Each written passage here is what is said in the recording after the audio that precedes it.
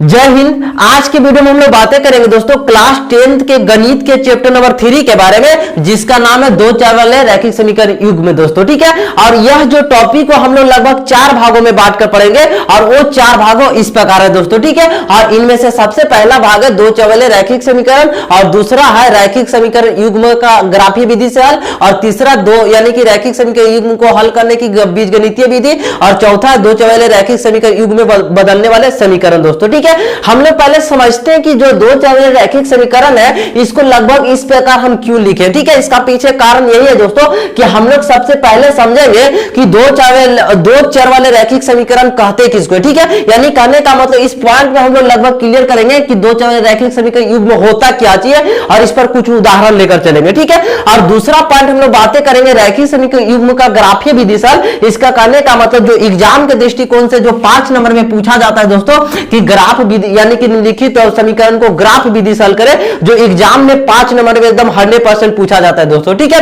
तो इसको हम लोग दूसरा यानी कि दूसरा पार्ट में बांट कर पढ़ेंगे। पहले हम लोग समझेंगे दो चर रैखिक समीकरण युग्म के बारे में। ठीक है, यानी कि छोटी छोटी बातों के बारे में, और दूसरा हम लोग समझेंगे रैखिक समीकरण युग्म का ग्राफीय विधि से हल करेंगे, जो एग्जाम में 100% 5 नंबर एकदम छपने वाला प्रश्न पूछेगा।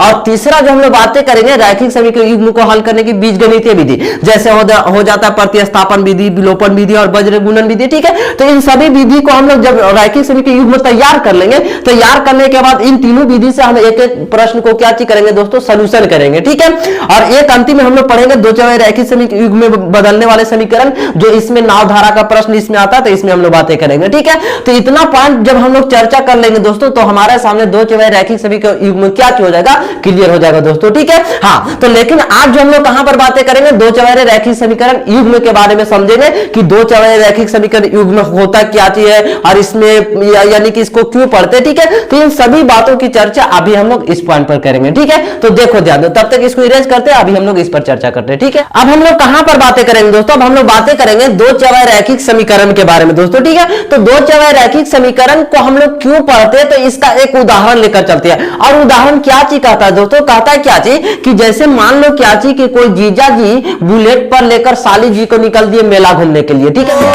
ले चले घुमा दे बुलेट पर जीजा। जैसे मान लो कि इस प्रकार कोई जीजा जी है और वो कहां पर यानी कि जीजा जी ने साली जी को बुलेट पर लेकर कहां पर निकल दिए, मेला घूमने के लिए दोस्तों। कहां पर निकल दिए, मेले घूमने के लिए निकल दिए दोस्तों। ठीक है, हाँ, अब देखो ध्यान दो, यानी कि जो जीजा जी था साली जी को लेकर निकल दिए कहां पर, मेला घूमने के लिए। तो यहां पर तुम लोग एक गाना सुना होगा। ठीक है, बुलेट पर जीजा, बुलेट पर जीजा बोला, ले चले घुमा दे बुलेट पर जीजा। हाँ, तो निकलने के बाद क्या चीज हुआ कि जो साली जी थे जो जीजा जी से क्या चीज बोले कि हमको कहां पर बैठाइए, चरखी पर। ठीक है, कहां पर बैठाइए, चरखी पर दोस्तों। ठीक है, समझते जाना। ठीक है, और दूसरा क्या चीज बोला, और दूसरा फिर पुनः बोला साली जी ने जीजा जी से, फिर बोला क्या चीज कि हमको अब की बार हुपला खिलाइए। कौन सा खेल खिलाइए, हुपला। ठीक है, हुपला एक खेल होता है जिसमें क्या चीज होता है कि एक गोला टाइप के कुछ होता है और उसको इस प्रकार फेंकना, फेंकने के बाद जो यानी कि जिस घर में जाएगा तो उसमें कुछ सामान होता है दोस्तों। ठीक है, वो दिया जाता है। ठीक है, तो हुपला एक खेल है। यानी कहने का मतलब क्या चीज कि जो साली जी को जीजा जी लेकर घूमने के लिए निकले मेला, और मेला में क्या चीज किया कि साली जी को एक बार चरखी पर बैठाए और एक बार कहां पर, हुपला खिलाए दोस्तों। ठीक है, हाँ, अब यहां पर समझना क्या चीज कि जो हुपला जो खेला यानी कि जो चरखी पर बैठा और हुपला खेला, तो चरखी पर बैठने के लिए हम लोग एक्स मानते हैं और हुपला खेलने के लिए हम लोग वाई मानते हैं। ठीक है, हाँ, अब देखो ध्यान दो, अब चरखी को एक्स माने, हुपला खेलने के लिए वाई, तो यहां पर एक यानी कि एक यहां पर यानी कि एक यहां पर क्या चीज लागू किया, यानी कि साली जी ने एक क्या चीज लागू किया कि जो हुपला खेला, लेकिन हुपला जो खेला चरखी भी खेला, तो हुपला जो खेला वो क्या चीज हुआ कि चरखी से दुगना खेला। इसका कहने का मतलब क्या चीज है कि जितना बार वो चरखी पर बैठा उससे दुगना बार क्या चीज खेला, हुपला खेला। यानी कहने का मतलब हुपला जितना खेला उतना से आधी बार किस पर बैठा, चरखी पर। तो यहां पर से एक समीकरण समीकरण निकल के आता है y बराबर x/2 निकल के आता है दोस्तों, ठीक है। ऐसा क्यों? क्योंकि y बराबर x, y जो हुपला खेलने के लिए, ठीक है, चरखी पर बैठने के लिए x था, तो जो चरखी पर बैठा वो कितना बार, यानी कि आधी बार किसको खेलने से, हुपला खेलने से, तो आधी के लिए हम लोग बटे 2 लगाए। अब इस समीकरण को थोड़ा सा हल करते हैं तो क्या चीज हो जाएगा कि 2y बराबर हो जाएगा x। अब इसको उधर लेके जाएंगे तो चूंकि हो जाएगा, क्या चीज हो जाएगा, x माइनस 2y बराबर 0। इसे मानते हैं समीकरण नंबर फर्स्ट, ठीक है। हाँ, अब देखो ध्यान दो, यहां से एक समीकरण तैयार हुआ, ठीक है। अब दूसरा काम क्या चीज करते हैं कि जो चरखी पर बैठने और हुपला खेलने पर, तो चरखी पर बैठने के लिए इसका एक बार के प्राइस था 3 रुपया फिक्स था, ठीक है। यानी कहने का मतलब यहां पर हो जाएगा 3x, और हुपला खेलने के लिए कितना, यानी कि हुपला खेलने के लिए 4 रुपया प्राइस था, तो यहां पर हो जाएगा 4y। अब बराबर टोटल इसके पास कितना रुपया था, 20 रुपया था दोस्तों, ठीक है। और इसे मान लेंगे समीकरण नंबर सेकेंड। तो एक समस्या बन गया, वो समस्या क्या चीज है, यानी कि समीकरण 1 और समीकरण 2 एक समस्या तैयार हो गया। और इन्हीं दो समस्या को हम लोग किसमें अध्ययन करेंगे दोस्तों, दो चौबारे रैखिक समीकरण। अभी दो पॉइंट को यहां पर लिखते हैं, ठीक है। यानी कहने का मतलब x माइनस 2y बराबर 0, और एक और समस्या को लेकर चलते हैं 3x प्लस 4y बराबर 20, ठीक है। हाँ, अब देखो ध्यान दो, अभी यानी कि इसे माने थे समीकरण नंबर फर्स्ट, इसे माने थे समीकरण नंबर सेकेंड, ठीक है। अब देखो ध्यान दो, हम लोग कहां पर बातें कर रहे थे, दो चौबारे रैखिक समीकरण के बारे में समझ रहे थे, ठीक है। तो दो चौबारे रैखिक समीकरण का एक उदाहरण लेकर चले, और उदाहरण क्या चीज कहा था कि कोई जो साली जी को जीजा जी लेकर घूमने के लिए निकल दिए मेला, और मेला में घूमने के बाद क्या हुआ कि जो साली जी को पहले चरखी पर बैठाया, उसके बाद हुपला खिलाया, ठीक है। तो हुपला खिलाने के लिए y माने और चरखी पर बैठने के लिए x माने। तो हुपला खेलने का, हुपला जो खेला था वो क्या चीज, हुपला जो खेला था चरखी से दोगुना, और जो चरखी जो हुपला जो खेलने की संख्या था चरखी से दुगना था, तो अब दुगना तो यहां पर 2y हो जाएगा, 2y, और जो चरखी खेला x बार, यानी कि इससे कम खेला दोस्तों, ठीक है। हमको पता नहीं है लेकिन दोगुना बोला गया था, ठीक है। तो इस प्रकार एक समस्या तैयार हुआ, तो 2y को उधर ले गए, तो x इधर आने के बाद माइनस 2y बराबर 0, इसे समीकरण नंबर फर्स्ट माने।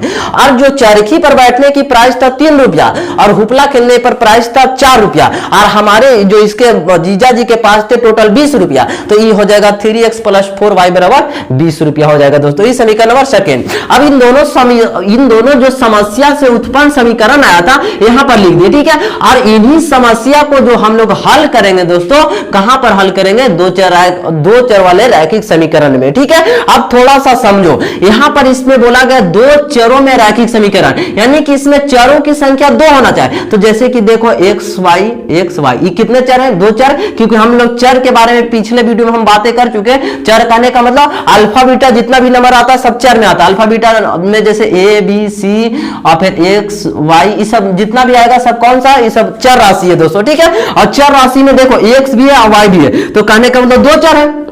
और उसमें बोला गया रैखिक समीकरण। रैखिक समीकरण कहने का मतलब उसमें घातों की संख्या 1 होता है तो रैखिक कहलाता है, रैखिक बहुपद कहलाता है। लेकिन समीकरण लग गया तो इसमें बराबर में हम लोग 0 भी दिए, ठीक है। बराबर में 0 किसके लिए, समीकरण को दर्शाता है। और रैखिक कहने का मतलब 1 घात, तो यहां पर सब पर घात कितना है दोस्तों, 1 है। तो इस प्रकार को समस्या उत्पन्न होने के बाद क्या चीज कहला जाता है, दो चर वाले रैखिक समीकरण कहला जाता है दोस्तों, ठीक है। तो इस प्रकार समस्या क्या चीज कहला गया, दो चर वाले रैखिक समीकरण कहला। अब हम लोग समझते हैं दो चौबारे रैखिक समीकरण के व्यापक रूप के बारे में दोस्तों, ठीक है। तो देखो ध्यान दो, दो चौबारे रैखिक समीकरण के व्यापक रूप पर बातें करें तो इसका व्यापक रूप किस प्रकार हो जाएगा दोस्तों, तो देखो ध्यान दो, इसका व्यापक रूप इस प्रकार हो जाएगा। देखो कहने का मतलब क्या हो जाएगा कि a1x plus b1y plus c1 बराबर 0, फिर पुनः हो जाएगा a2x plus b2y plus c2 बराबर 0, ठीक है। यानी कहने का मतलब जहां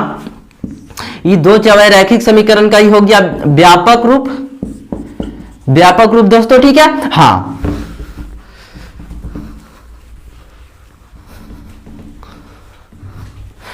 जहां a1 b1 c1 तथा a2 b2 और कॉमा c2 कौन संख्या, वास्तविक संख्या है। कौन संख्या, वास्तविक संख्या है दोस्तों। ठीक है, देखो जान दो, यानी कहने का मतलब क्या चाहिए, यही समस्या का व्यापक रूप निकल के आया। इस समस्या से व्यापक रूप किस प्रकार निकल के आया, तो देखो जान दो, इसका आगे 1 है तो इसलिए a1x, ठीक है, प्लस b1y, यहां पर माइनस या प्लस हमको केवल हमको क्या चीज देखना है, प्लस में क्या, क्योंकि हम लोग व्यापक रूप के बारे में बात कर रहे हैं। ठीक है, और यहां पर ये जो है ना, इसके जगह पर कुछ भी नहीं है तो यहां पर c1, इधर कोई अचर राशि रहता तो इसको आगे करेंगे, तो आगे करने के बाद इसको देखो इस प्रकार भी लिख सकते हैं, इसको इस प्रकार लिखेंगे तो क्या हो जाएगा, x माइनस 2y माइनस 0 बराबर 0। ठीक है, प्लस 0 देंगे तो इसमें कोई प्रभाव नहीं पड़ता। इसी समीकरण को ऐसे लिख सकते हैं 3x प्लस 4y प्लस है तो यानी आके माइनस 20 हो जाएगा बराबर में 0। ठीक है, अब देखो जादो, यहां पर बोले थे कि यहां पर इसको a1x हो जाएगा, यहां पर हो जाएगा b1y, यहां पर प्लस देंगे और ये हो जाएगा प्लस में c1 अब बराबर 0। ठीक है, और इसी प्रकार इस समीकरण को लिखे तो a2x प्लस b2y और फिर प्लस में c2 बराबर 0। ठीक है, तो ये क्या चीज हो जाता है, तो दो चर वाले रैखिक समीकरण का व्यापक रूप है। और दो चर वाले रैखिक समीकरण क्यों बोल रहे हैं, क्योंकि इसमें चरों की संख्या 2 है, और रैखिक इसलिए बोल रहे हैं क्योंकि इसमें घातों की संख्या 1 है दोस्तों। ठीक है, और समीकरण इसलिए बोल रहे हैं क्योंकि बराबर में 0 है दोस्तों। ठीक है, हाँ, लेकिन यहां पर एक और शब्द जोड़ सकते हैं, दो चर वाले रैखिक समीकरण युग्म जोड़ देंगे। क्या चीज जोड़ देंगे, युग्म जोड़ देंगे। ठीक है, जब युग्म जोड़ देते हैं तो युग्म कहने के लिए जोड़ा में, तो ये जो दो चौहे रैखिक समीकरण है, लेकिन युग्म कहने का मतलब जोड़ा में, इन दोनों जब यानी कि इन दोनों को मिला दिए तो क्या चीज बन जाता है, दो चौहे रैखिक समीकरण के युग्म तैयार हो जाता है दोस्तों। ठीक है, जो इस प्रकार हमारे सामने तैयार हुआ। ठीक है,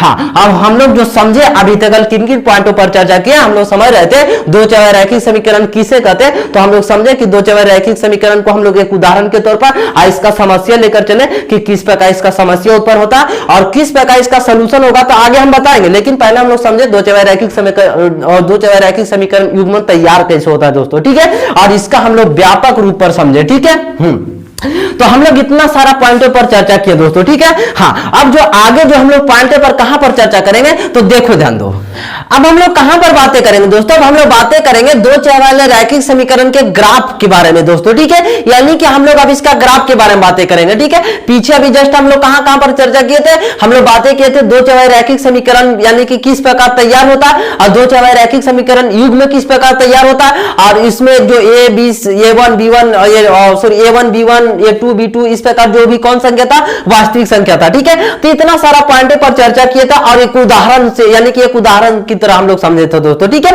लेकिन अब जो हम लोग बातें करेंगे दो चर वाले रैखिक समीकरण का हम लोग ग्राफ के बारे में बातें करेंगे, और इसमें हम लोग इसका समीकरण के भी बारे में चर्चा करेंगे कि इसका समीकरण किस प्रकार बनता है, इसका विरोधी अविरोधी, इस प्रकार जितने भी पॉइंट अभी चर्चा करते हैं। ठीक है, लेकिन हम लोग समझते हैं कि दो चर वाले रैखिक समीकरण का ग्राफ कैसे बनता है दोस्तों। ठीक है, तो हम लोग पिछले क्लास में हम लोग पढ़े थे कि रैखिक बहुपद में, तो रैखिक बहुपद का जो ग्राफ था दोस्तों तो सरल रेखीय था। कैसा था, सरल रेखीय था, जो हम लोग दो बहुपद में हम लोग पढ़ चुके हैं। लेकिन हम लोग बातें करें यानी कि हम लोग बातें करें दो चर वाले रैखिक समीकरण में, तो इसमें तो यानी कहने का मतलब रैखिक बहुपद में तो एक केवल एक ही रेखा था, लेकिन अब हम लोग दो चर में पढ़े तो दो चर में भी इसमें रेखाएं भी की संख्या बढ़ जाता है, 2 हो जाता है दोस्तों। तो उसमें जब हम लोग 2 रेखा जाएगा तो 2 रेखा जाएगा तो उसमें लगभग 3 स्थिति यानी कि 3 स्थिति हमें प्राप्त होगा, और उन 3 स्थिति में सबसे पहला स्थिति जैसे मान लो कि इस प्रकार कोई जा रहा है और दूसरा रेखा हम लोग के सामने इस प्रकार गुजर गया दोस्तों। ठीक है, तो जब इस प्रकार गुजर जाता है और इस प्रकार कोई रेखा, तो इन दोनों आपस में कट करा तो इससे हमें प्रतिच्छेदी प्राप्त हो जाता है दोस्तों। कैसा, प्रतिच्छेदी, पहला पॉइंट। और दूसरा जैसे मान लो कि इस प्रकार कोई रेखा इस प्रकार आया और फिर पुनः इस प्रकार दूसरा रेखा आ गया। ठीक है, क्योंकि इसमें दो चर रैखिक समीकरणों की संख्या 2 है, तो 2 समीकरण है तो इसमें 2 रेखाएं हमें प्राप्त होगा। ठीक है, तो जब 2 प्राप्त हो रहा तो पहला स्थिति तो ऐसे होगा, 3 स्थिति प्राप्त होगा, लेकिन पहला ऐसे प्राप्त हो जाएगा। ठीक है, और दूसरा जब इस प्रकार प्राप्त होगा तो इससे कहेंगे समांतर दोस्तों। कैसा बोलेंगे, समांतर बोलेंगे। ठीक है, और एक और स्थिति उत्पन्न हो सकता है, एक और स्थिति किस प्रकार उत्पन्न होगा, तो इसी पर इसी प्राप्त हो जाएगा दोस्तों। ठीक है, यही रेखा पर यही जब प्राप्त हो जाएगा तो इसे बोलते हैं संपाति दोस्तों। क्या चीज, संपाति बोलते हैं। ठीक है, तो हम लोग दो चर रैखिक समीकरण के ग्राफ के बारे में बातें करेंगे, तो हम लोग रैखिक समीकरण के लिए ग्राफ तो सरल रेखीय होता है, लेकिन दो चर रैखिक समीकरण के ग्राफ के बारे में बात करें तो इसमें 3 स्थिति प्राप्त होगा और उन 3 स्थिति में सबसे पहला प्रतिच्छेदी, दूसरा समांतर और तीसरा संपाती प्राप्त होता है दोस्तों, ठीक है। लेकिन हम लोग उदाहरण के तौर पर समझेंगे कि प्रतिच्छेदी कब कब प्राप्त होगा या कौन सा समीकरण में प्राप्त होगा, संपाती कब और समांतर कब प्राप्त होगा। तो एक उदाहरण लेकर चलते हैं दोस्तों, ठीक है। तो देखो ध्यान दो,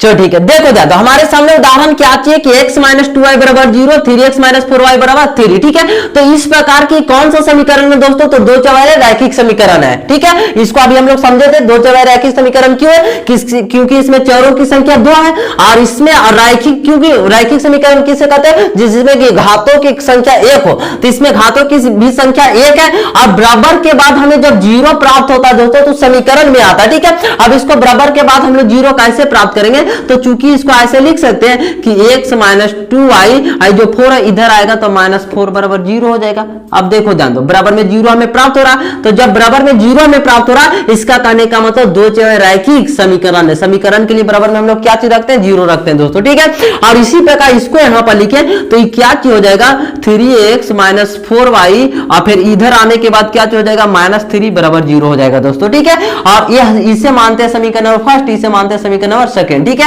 अब देखो ध्यान दो, अब ध्यान देना क्या चाहिए कि इसमें हम लोग इसको ऐसे, यानी कि ये जो हम लोग लिख दिए तो ये हमें प्राप्त हो गया दो चौबारे रैखिक समीकरण के व्यापक रूप पर दोस्तों, ठीक है। क्योंकि दो चौबारे रैखिक समीकरण का व्यापक रूप हमें जस्ट बताए थे, a1x plus b1y plus c1 बराबर 0, ठीक है। इसी प्रकार बताए थे a2x plus b2y plus c2 बराबर 0, ठीक है। यानी कहने का मतलब ये दो चौबारे रैखिक समीकरण का व्यापक रूप है जो इस प्रकार लिखा होगा दोस्तों, ठीक है। यानी कि यहाँ पर प्लस यहाँ पर माइनस क्यों, क्योंकि यहाँ पर इसको यानी कि माइनस को प्लस में, सॉरी इसको ऐसे भी लिख सकते हैं, जैसे मान लो कि माइनस 2 है ना, तो इसको ऐसे लिख सकते हैं प्लस देकर फिर माइनस 2y ऐसे लिख सकते हैं, ठीक है। तो यहाँ पर ये प्लस का काम कर रहा है, लेकिन b का जब मान लेकर, b1 का मान लेकर चलेंगे तो माइनस 2 का काम करेगा, लेकिन जब वहां पर स्थिति जब उत्पन्न होगा तो वहां पर लेकर चलते, ठीक है। लेकिन यहाँ पर अभी क्या चीज था, माइनस 2y, ठीक है। हाँ, अब देखो ध्यान दो, अब हम लोग क्या चीज करेंगे कि पहले समझते हैं कि दो चौबारे रैखिक समीकरण के हम लोग ग्राफ को कैसे ड्रॉइंग करेंगे, ठीक है। तो ग्राफ को ड्रॉइंग करने से पहले हम लोग क्या चीज करते हैं कि इसका हम लोग पहले हम लोग इसका जो यानी कि पहले डायग्राम को तैयार कर लेते हैं। तो डायग्राम कैसे तैयार होगा दोस्तों, ठीक है। तो पहले इस समीकरण को हम लोग यहां पर लिखेंगे, ठीक है। तो लिखने के बाद क्या चीज लिखेंगे कि x माइनस 2y माइनस 4 बराबर 0 लिखेंगे और लिखने के बाद क्या चीज कर देंगे, इस प्रकार को फिर यानी कि इस प्रकार को बॉक्स पार लेंगे दोस्तों, ठीक है। और इसमें एक को x रखेंगे, दूसरे को y लेके चलेंगे दोस्तों, ठीक है। अब देखो ध्यान दो, हाँ, अब पहला काम क्या चीज करेंगे दोस्तों, पहले हम लोग x के लिए मान 0 रखते हैं, यहां पर हम लोग 0 रखेंगे, ठीक है। तो जब यहां पर 0 रखते हैं तो 2y माइनस 4 बराबर 0 हमें प्राप्त होगा। अभी जो है ना माइनस 0 में से 4 जाएगा तो कोई प्रभाव नहीं पड़ेगा, यानी कि माइनस 2y ये माइनस से तो होने जाके प्लस हो जाएगा दोस्तों। तो ये क्या हो जाएगा, माइनस 2y बराबर 4, इसको काट देंगे तो y बराबर हमें प्राप्त हो जाएगा माइनस 2 प्राप्त हो जाएगा, ठीक है। यानी कहने का मतलब x बराबर 0 रखते हैं तो y बराबर हमें कितना प्राप्त हुआ, 2 प्राप्त हुआ दोस्तों, ठीक है। और इसी प्रकार हम लोग बातें करें क्या चीज कि जब हम लोग y के लिए 0 रखते हैं, अब की बार हम लोग यहां पर 0 रखेंगे तो हमें क्या चीज प्राप्त होगा दोस्तों, देखो ध्यान दो, यानी कि अब की बार इस पर यानी कि y बराबर 0 रखते हैं, ठीक है। तो देखो ध्यान दो, ये यदि जो इसको y बराबर 0 रखे तो x माइनस 2 गुने 0 माइनस 4 बराबर 0, यानी कहने का मतलब x ये तो 0 हो जाएगा, माइनस 4 बराबर 0, यानी कि x बराबर कितना हो जाएगा दोस्तों, 4 हो जाएगा दोस्तों, ठीक है। यानी कहने का मतलब यहाँ पर 4 हो जाएगा, ठीक है। हाँ, तो हम लोग तो समीकरण नंबर केवल फर्स्ट लेकर चले, केवल फर्स्ट लेकर चले, ठीक है। अब की बार फिर पुनः हमको समीकरण नंबर दूसरों को लेकर चलेंगे दोस्तों, ठीक है। तो हम लोग अब की बार समीकरण दूसरा लेकर चलते हैं। तो समीकरण नंबर दूसरा क्या चीज है, 3x माइनस 4y माइनस 3 बराबर 0, ठीक है। इसके लिए फिर पुनः यही काम करेंगे, हम लोग एक बॉक्स को ड्राइंग करेंगे और बॉक्स में हम लोग एक को x रखेंगे, एक को y रखेंगे, ठीक है। हाँ, पहले हम लोग x बराबर 0 कर लेते हैं, ठीक है। तो x बराबर हम लोग 0 करेंगे तो 3 गुने 0 माइनस 4y माइनस 3 बराबर 0, आई 0 हो जाएगा। तो 0 में माइनस 3 को घटाएंगे तो माइनस 3, कोई भी प्रभाव नहीं पड़ेगा, यानी कि माइनस 4 माइनस 3 बराबर 0, आई हो जाएगा माइनस 4y, माइनस तो होने जाके प्लस हो जाएगा दोस्तों। तो y बराबर हो जाएगा 3/4, ये माइनस है तो माइनस हो जाएगा, ठीक है। तो y बराबर कितना हो जाएगा -3/4। यानी कहने का मतलब क्या चाहिए कि x के मान 0 रखे थे तो y का मान कितना आया था -3/4 आया था दोस्तों, ठीक है। हाँ, अब एक बार फिर पुनः क्या चीज करेंगे, अब की बार हम लोग y को 0 रखते हैं, ठीक है। तो देखो ध्यान दो, अब की बार हम लोग y को 0 लेकर चलते हैं। तो यह इसको देखो ध्यान देना, कहां पर हम लोग इसको लिखे y को अब की बार हम लोग 0 रखते हैं दोस्तों। तो देखो ध्यान दो, यहां पर थोड़ा सा इधर जगह देख लेते हैं।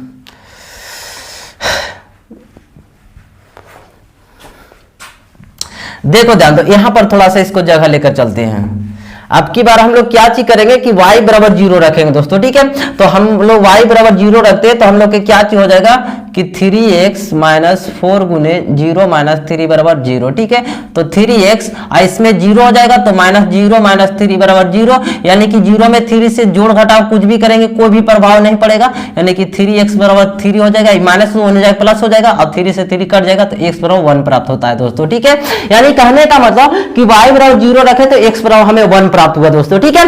तो हम लोग सबसे पहला काम क्या चीज किए कि इस प्रकार को दो यानी कि दो चौराहे रैखिक समीकरण है और इस समीकरण को पहले हम लोग व्यापक रूप में लाएंगे। अब व्यापक रूप में लाने के लिए इस यानी कि इसका व्यापक रूप इस प्रकार होता है, दो चौराहे रैखिक समीकरण का व्यापक रूप है तो इस रूप में इसको लाती है और लाने के बाद हम लोग समीकरण नंबर फर्स्ट लेकर चले और फर्स्ट लेकर चले तो उसके बाद हम लोग x का मान जब रखते हैं तो y का मान निकल के आता है और जो y का मान रखते हैं तो x का मान निकल के आता है दोस्तों, ठीक है। तो इतना काम हम लोग किए। उसी प्रकार समीकरण नंबर सेकंड में भी वही काम किए कि x का मान रखेंगे तो y का मान प्राप्त होता है और y का मान रखेंगे तो x का मान प्राप्त होगा दोस्तों, ठीक है। और इस प्रकार दोनों का हम लोग के सामने एक का बॉक्स यहां पर प्राप्त हो गया और दूसरा का बॉक्स यहां पर दोस्तों, ठीक है। हाँ, अब जो अगला जो हम लोग काम कहां पर करेंगे तो अब की बार हम लोग ग्राफ कॉपी में इसको कैसे ड्राइंग करते हैं तो देखो ध्यान दो। तब तक इसको क्या चीज करना चाहता है, इसको एक बार स्क्रीनशॉट लेना चाहता है, स्क्रीनशॉट ले लो, उसके बाद फिर पुनः हम लोग इसको इरेज करेंगे दोस्तों, ठीक है।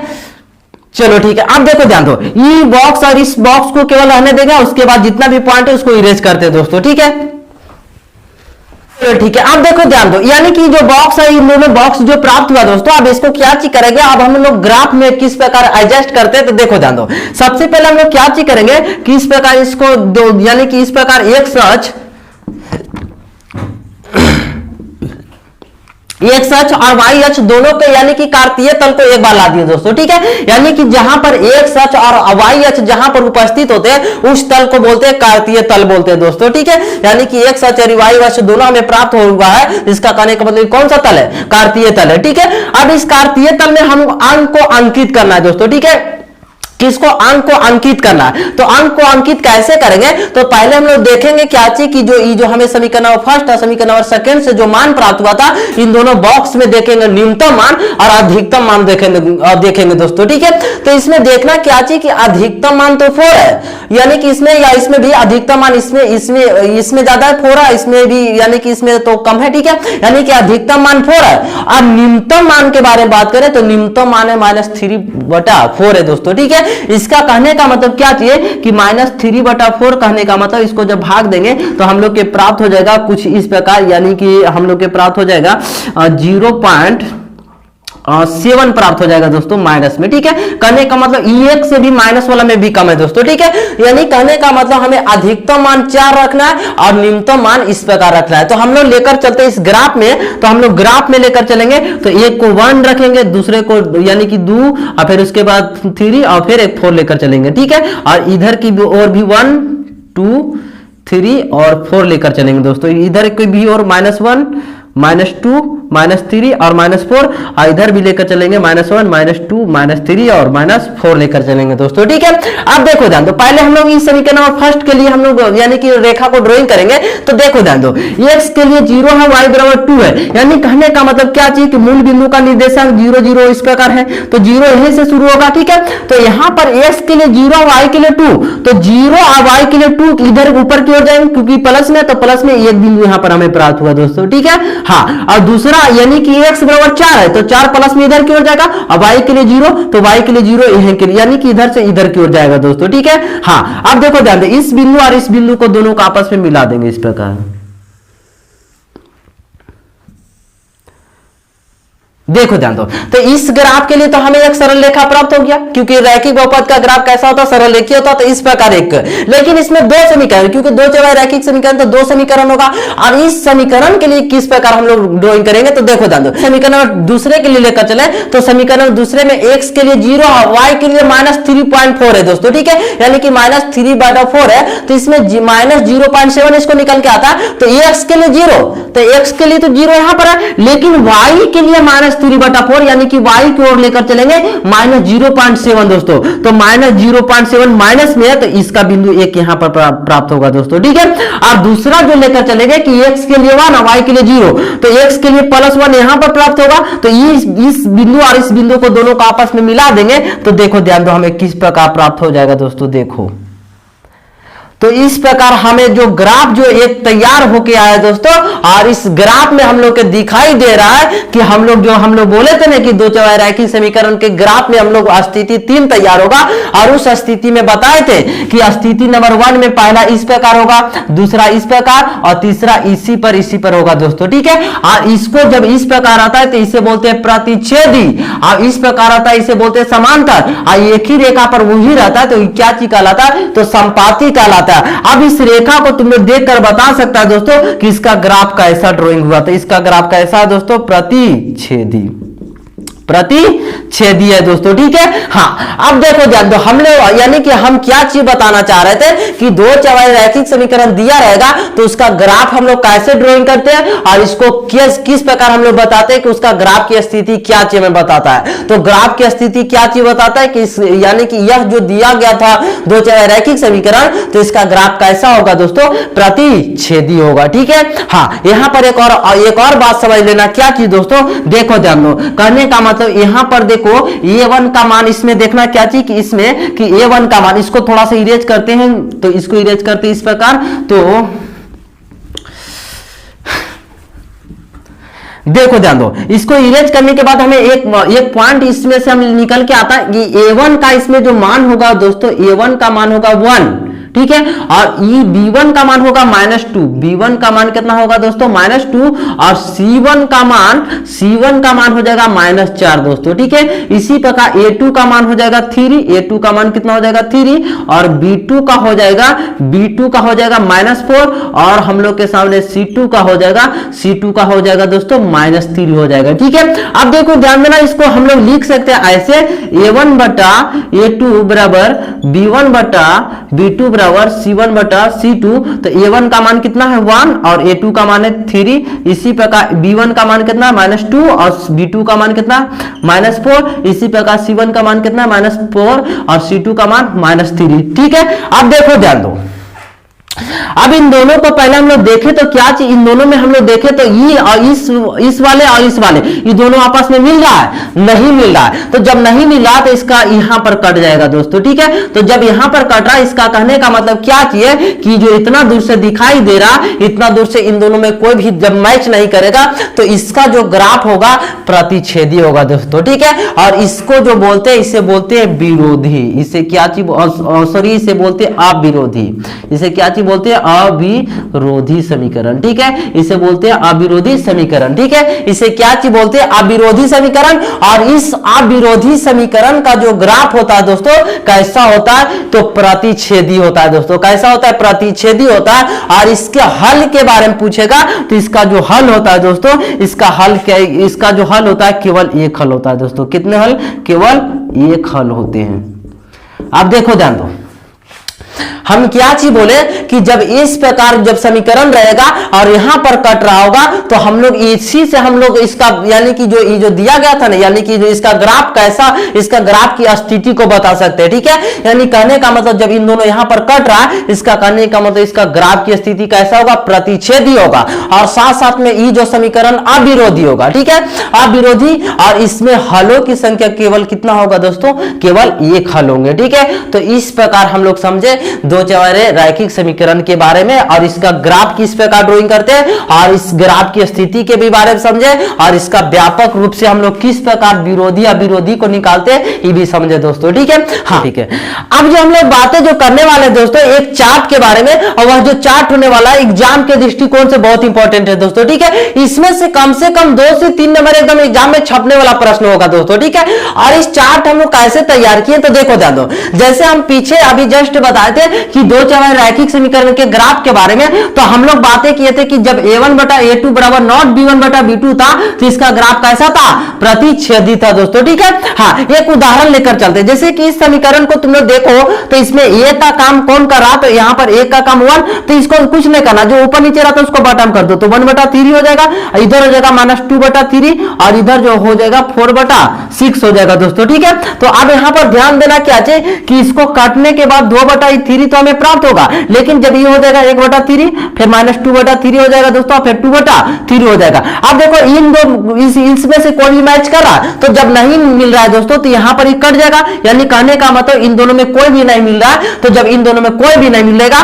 तो इसका जो ग्राफ होगा दोस्तों, इसका ग्राफ प्रतिच्छेदी होगा। और इसका ग्राफ हम लोग प्रूफ के द्वारा भी पीछे अभी जस्ट बताए कि जब इस प्रकार जब यहां पर काटता है तो इसका जो ग्राफ कैसा होता है, प्रतिच्छेदी होता है दोस्तों। ठीक है, और यह जो समीकरण होगा अविरोधी समीकरण होगा दोस्तों। ठीक है, ये क्या होगा, अविरोधी होगा। और साथ साथ में इसमें हलों की संख्या के बारे में बात करें तो अद्वितीय हल बोल सकते हैं या केवल एक हल बोल सकते हैं दोस्तों। ठीक है, तो इस प्रकार हम लोग समझे इसके लिए। ठीक है, एक और उदाहरण लेकर चलते हैं। एक और उदाहरण क्या चीज कहते हैं दोस्तों, जैसे मान लो इसको थोड़ा सा इरेज कर लेते हैं, उसके बाद एक और उदाहरण लेकर चलते हैं।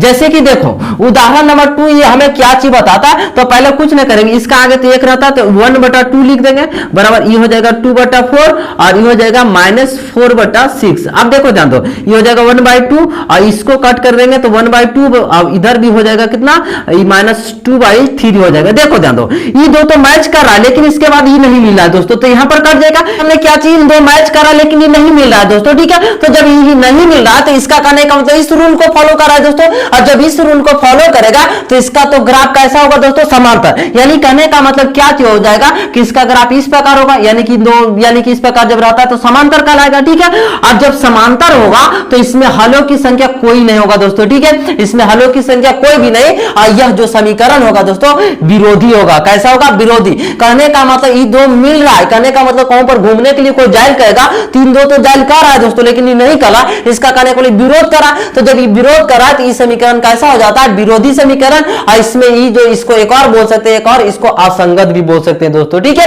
तो हम लोग लेकर चले दूसरा वाला उदाहरण, तो दूसरा वाला उदाहरण लेकर चले तो जब नहीं मिलेगा, जब 2 को मिल रहा है एक नहीं मिल रहा तो इसका तो ग्राफ समांतर होगा और यानी कि विरोधी होगा और असंगत होगा, और साथ साथ में इसमें हलों की यानी कि इसमें कोई हल नहीं होगा दोस्तों। ठीक है, इस प्रकार हम लोग दूसरा उदाहरण समझे। एक उदाहरण है, इस पर चर्चा करते हैं। तो देखो ध्यान दो, इस उदाहरण में क्या चीज करेंगे कि हम लोग फिर पुनः वही काम करेंगे जो अभी जस्ट किए थे दोस्तों। देखो ध्यान दो, हम लोग पुनः वही काम करेंगे कि जो 2 है तो नीचे 4 है तो 2 इसको 4 करेंगे, और उसके बाद ऊपर में 3 है और नीचे में 6 है तो इसको लिख देंगे, फिर उसके बाद लिख देंगे -9 और फिर पुनः इसको 18, इसको कट करेंगे तो 1/2, इसको भी कट करेंगे तो 1/2 और इसको भी कट करेंगे तो 1/2। यहाँ पर माइनस मिलकर प्लस हो जाएगा दोस्तों। ठीक है, तो हो जाएगा 1/2 बराबर 1/2 और फिर ये भी हो जाएगा 1/2।